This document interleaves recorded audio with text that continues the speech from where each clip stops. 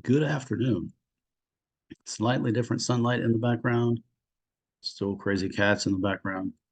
My name is Daniel Young. I'm the owner and founder of Adaptive Perspective, the Adaptive Perspective channel, and the social media platforms. My goal is to help you make your dreams a reality. So if you've seen any of my previous videos, you know I love strategy, you know I love targeted strategy, and that awareness is key because I'm going to keep sifting just financial advice, financial memes. I've been doing emails. Um, but filtering everybody's individual investment strategies, but then also employing some everyday common sense as I relate those to just general knowledge as well as our investment strategy. So this is an unedited video. Who knows what you'll hear or see in the background as I film these in my house. I am not talking about closed-end funds today. Maybe indirectly as I evaluate a meme, but not directly showing the content of that individual strategy. And then I am not a financial advisor. I am a financial strategist. So as I make these videos, it's not my goal to slander anybody. Uh, Everybody has put a lot of work, hopefully a lot of work into creating their individual financial means. It's just some of it isn't great strategy. I mean, the bulk of it is not great strategy. I'm interested in separating the good from the bad because none of us want bad advice. So I am back to showing memes. Last two videos, I'm pretty sure I've done emails. Uh, but today is a meme. So this is my Pinterest account. Pretty much everything financially based has this background to it in one way, shape, or form. Uh, but out of this account, we're going on the saved boards and we're looking at memes. That's this tab. And towards the bottom, I've done several meme videos. Uh, but today is this one. So I'll let you read this unfiltered comment.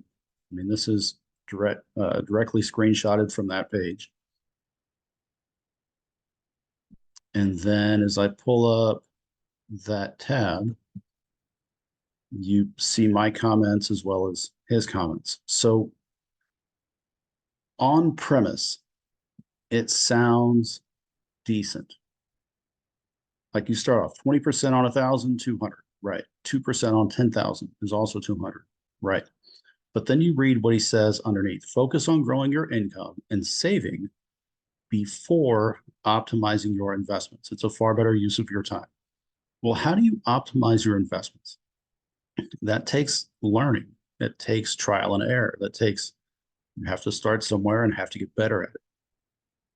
But let's back up even before that. Focus on growing your income. Now, you've got to have money in order to make money. But you can, even that's not exactly true. If you listen to Kiyosaki, you've got to have assets and an ability to find a way to make money. Kiyosaki's story is that he and his buddy created a library in his dad's basement. They stocked up on comic books and books and then rented out time to their buddies.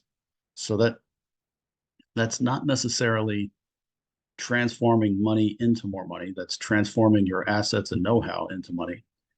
But focus on growing your income so you can grow your individual gain and save money and then optimize your performance in investing that money. But it's really bad advice. It sounds really good.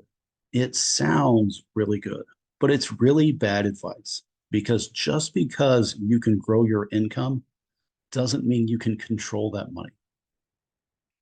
Uh, Take your first out of the box, right out of the draft, professional sports athlete, and they're going to make more money than they've ever had before, for the most part, but more money than they've ever had before. And if they spend all of it, then even though they've grown their income from collegiate level, whatever, to professional level, whatever, you've gone from not much money as a collegiate athlete to, we'll say, $1 million. That's your income, $1 million, right? And then you have taxes and all that stuff. If they blow through that money, Just because they have $1 million of income doesn't mean they're actually optimizing that $1 million of income. Shaquille O'Neal talks about his ability to gain a ton of money and then spend it all. Okay, well, focus on growing your income. Shaquille O'Neal did that. He made millions, right? And then he blew through it. But even if he saved it, I don't know a bank that pays a 2% return on savings. They do in the certificates of deposit, the CDs, but that's like money stocked away that you can't access. Talk the highest rate of return I've seen on a savings account inside a bank or credit union is 0.1%. That's not that much money. The highest rate I've seen outside of a bank or outside of a traditional bank, like I talk about this in my videos and in my postings on Facebook. Uh, there's a Christian bank out of Florida that will do a 3% interest on savings. There, um, JP Morgan, Morgan Stanley does a 5%. I mean, that's pretty good. I mean, that's the best in this market, 5% interest. But the traditional bank for the average person is not a 2% return on 10,000. It's 0.1% return on 10,000. So focus on growing your income and saving. Well, for the traditional person who doesn't care about budgets and doesn't care about the grand scheme of things, they grow their income and they spend it. They minimally save and get pissy return on what they've minimally saved. It will take them forever to go through that process before learning how to invest over time and gradually optimizing, right? Optimizing your investments. It's a far better use of your time. Bullshit. Like bullshit. That's horrible advice. Focus on growing your income and control the money. A budget is not the end all be all solution. It's a huge piece of the puzzle. Can you learn to control your money? Can you learn to keep track of everything so that you have money left at the end of every month that you can do something with? Can you factor in your investments into your budget? Who knows what text? Who knows what texted me? But can you factor your investments into your budget and then also have money left at the end of every month to then put towards whatever you have to buy at Amazon or whatever? Maybe you got to pay back extra money on your credit card or save up for a summer trip. Can you do that? Can you grow your money and manage it? And the savings, you need some savings. Like you need an emergency fund, you need a job loss fund. Those are savings accounts. Stick those in a high interest, high yield, long term savings account where it can just sit there and grow. But if you build the traditional nest egg, like if you build that $100,000, $200,000 savings account, it's getting pissy interest and inflation is eating it. Regardless of what you think the Fed says the inflation rate is, right? The Fed caused inflation or the devaluation of currency. The Fed printed what, 40% of our currency in the last year and a half? I mean, they printed $4 trillion and then said, oh, look, we had no idea it would devalue money. Bullcrap, bullshit. So if you trusted the Fed prior to them printing 4 trillion and you've somewhat wised up, do you really trust the numbers they're telling you now? The Fed will tell you now, look, if you look at what we've done and take the data and put it on like an annual basis, if you look at it for a year, then you'll see that we're close to 2% inflation. Really? Have you seen my prices at the grocery store? I mean, we used to spend $240 a week at the grocery store. And in the since pandemic and inflation and out of control and the interest rates, all that jazz, we're spending like $300 at the grocery store. That's a huge difference. And you're going to tell me that inflation is close to 2%? You're going to have the balls to lie to my face and tell me that your annualized data is at 2%? So saving as taking this advice and saving your money is actually wasting your money. So a 20% return on 1,000 is 200. The only place I've seen that possible, maybe, is real estate. Most people who invest in the stock market get 2 to 3%. Sometimes they get 4. If you're at 4%, you're break even at inflation. If you're 3%, you're sub inflation. So inflation is eating 1% of your gains. So if inflation is 4% every year, I mean, the Fed can say it's at 2%, but if inflation is at 4% every year and your stock market portfolio is 2%, well, you're actually losing 2% of your value every year. So, but if you take this guy's advice, you grow your income, not that you control it, but you grow your income. So you're losing in what you can't control, and you're saving and you're losing money there because the bank's paying you at most 1/4%, at ultimate most a quarter, 0.25%, but really the average is 0.1 or less. So with inflation at 4% and your bank paying 0.1, you're losing 3.9% of your invested money every year. Like the money's still there, but of what you can do with it, you're losing 3.9% of the value of your money every year that you use this guy's system. And when you invest into the stock market, 2% return is not that great. And a 20% return, I would love to see his investment system for 20%. Our stock market portfolio is a 10% portfolio. Dear goodness.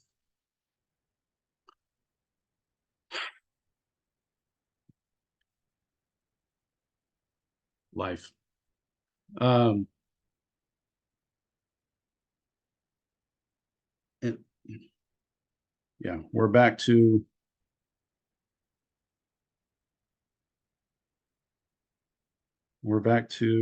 who knows what you hear in the background as I film these in my house. And you get to see me sift through a text.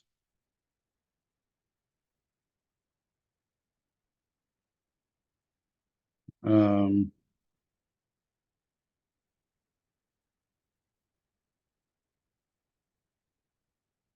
while I'm on video so that I can get someone to stop texting and calling me while I'm on video. So if you take this guy's system, you grow your income, but you don't learn how to control it. You save, so you lose 3.9% value every year while you learn on how to invest your money. And yeah, 2% in the market is horrible. And 20%, I don't know what investment pays 20%. Real estate's amazing. You can maybe find an incredible investment, but you won't have the full data on that until you own the property for a while. So as it being a far better use of your time, man, it's a waste and it's going to kill your investment. So if we can modify this, so you grow your income and learn to control it. So do you have a budget? Do you have plans? But let's back up before that of what I talk about on Facebook. Do you have dreams? Like everybody has dreams. Okay. Do you have dreams? What are your dreams? Can you see where you are? I mean, not physically, yes, I'm in our office, but can you see where you are financially? The job you have, your individual situation in life, can you see where you are financially right now? And can you envision the dreams that you have for this life? My dream, I talk about it a ton. My dream is owning property and running a conservation minded deer ranch. Now we would do other things, but predominantly it's a deer hunting environment. But I mean, you buy the right land, there's turkey, there's bear, maybe you're in that waterfowl migration period, Maybe you've got dove, maybe you've got pheasant, maybe you've got more things. Okay, it kind of depends on where you are and where you want to buy. But the land and my wife's component is, look, if we're going to have the land, I want the house. Okay, so we can build our custom house. So land, house, need a shop. She would like a pool, right? That takes time and planning and an ability in order to afford it and pay for it one, but also to afford it long term. That takes a whole system. So we know where we are. We know where we want to be. Our job is to figure out and figure out the best system, best methodology, best practice, everything to get from where we are to where we want to be. And I lay that out for you on Facebook, right? And I'll tell you exactly where we are in the steps, but it's the 12 steps to financial freedom. But I talk about the entire process. So if we can employ that strategy into this, kind of merge the two. So figure out where you are, figure out where you want to go, right? And then it's a process. So yes, you grow your income. That may or may not be possible for you. If you're a teacher, you're not really growing your income, but you can figure out a side hustle to also supplement your income. If you work maybe a white collar job, like if you were a engineer or an architect, maybe there is a way for you to level up your ability and then get the raise next year. Doesn't work in the teaching world. So if that $200 pay increase the next year is not helping your income and you're finding a side hustle or a side stream of income to then boost your income, right?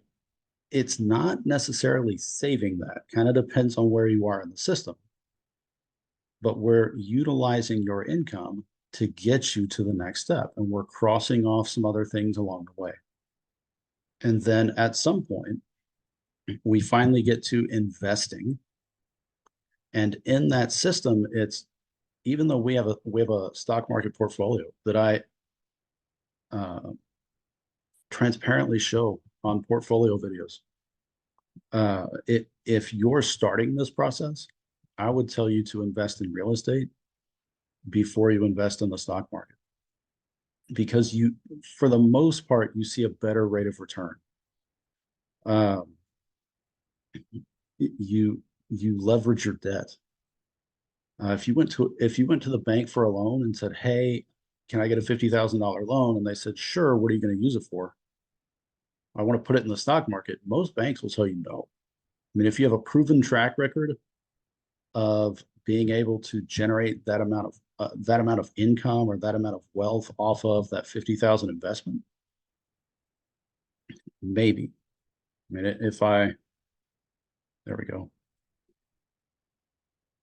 So I like calculator math. So our system would generate that amount a year and that amount a month. There's taxes involved. But if that amount of monthly income is enough to offset the cost of your loan, maybe they would. If you had a track record to back it up, maybe they would give you 50 grand and put into the market. But they're more likely to give you 50 grand to buy real estate, right? And even then, they'll double check their investment, and they should double check your ability to generate that level of rent in order to both pay back. They don't care what money you make, but they want to make sure you pay back the loan. So if your rent isn't going to cover the loan, they probably won't give you the money either. But it's harder to save up for real estate pending your situation. It's easier to invest in the market because you can invest in the market with $10 or whatever the minimum deposit is for pick your investment firm, right? And what I'm encouraging people is to take on their own investments where you are your investment broker. You're not going through somebody else and paying somebody else to manage your portfolio. But it's much cheaper to get into the market. We own a lot of funds that are sub $10. I mean, you could buy 10 shares easy. So it's easy to get into the market. It's fairly easy to generate a high rate of return, much higher than he's advertising. But what'll pay you better in the long run generally is real estate, which sounds completely counter narrative that I would undercut our specific investing strategy using closed-end funds that I talk about on portfolio. But real estate is generally a better long-term investment, which sounds, I get like it sounds completely counter to undercut my portfolio videos. And I think we have a much better investing strategy than the market at large, for lots of reasons that I get into on those videos. But real estate in general, you can, I mean, you can deduct, you can, gosh, you can, you get the gap in equity, you can carry the money forward, it cuts down on your taxes, you can legally decrease your overall income, and you pay taxes on profits. So you can legally find ways to cut into your profits or offload your profits so you're not paying taxes. Now you're going to pay taxes on the house. That's different. You own a house, that's the rent, so you've got your mortgage, your principal and interest, you've got your home insurance, you've got the property taxes, all that stuff. You have all of that associated with the property. The money left over for you as a business or as an individual, depending on how you invested, the money left over, you pay taxes on profits, but there are legal ways that you can offload the profits. And now you don't pay, I mean, if you have no profit, you have no tax. You can't do that in the market. So if you want to learn more about that in general, how it fits into our system, the advantages of both types of investment structures, go to Facebook, because this video will be forever and a day if I get into all of that here. My whole point of making this video is you have to know your strategy. And you also have to be able to filter through everybody else's strategy. All the stuff that I post, you should be able to filter through that. And if not, you should be improving of how you can filter that. But you need to be able to filter what other people say to see if it's a good deal or not. This looks good, right? I know our strategy, but this looks good. But when you get down to it, it's really not good advice. Growing your income doesn't mean you can control your expenses. Saving money long term will eat your money. And as it being a far better use of your time, even if you could control your income. So you control your income, you budget, you save, all of that takes time. You have to learn to invest. That takes time. That's not a good use of your time in this system. It sounds like it is, but it's not. It's wasting your time. It's eating your money. It's letting inflation eat your money. And it's not necessarily controlling your money. You're growing your income. It's not controlling your expenses. So know your strategy, be able to filter through everybody else's strategy or everybody else's advice. And in posts like this, recognize that is as good as it sounds, it's not good advice. So if you like my content, consider subscribing to the channel, hit the like button, head over to Facebook and join my group there called Navigate Your Finances, where I talk strategy from the beginning of your foray into financial freedom and how much you want to get financially free. Like my version might not be what you want to achieve, but from there all the way through the process, and then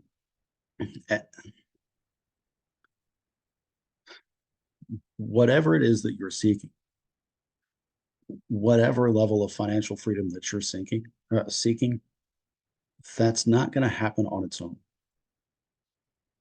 I mean, you can go about it the traditional way: make money, save money, hope for the best, right? Or you can make money, do things differently, invest differently, pursue a different path. But whatever it is that you're seeking is not going to manifest on its own.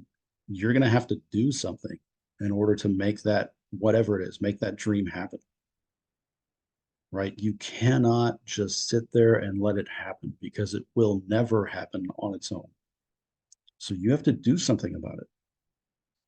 So the metaphor I use often, every video, is you being a captain of your ship. Your ship is your life, your physical financial location, and then navigating your life like a map. You have to actually captain your ship. You cannot simply be a passenger and hope to get where you want to get.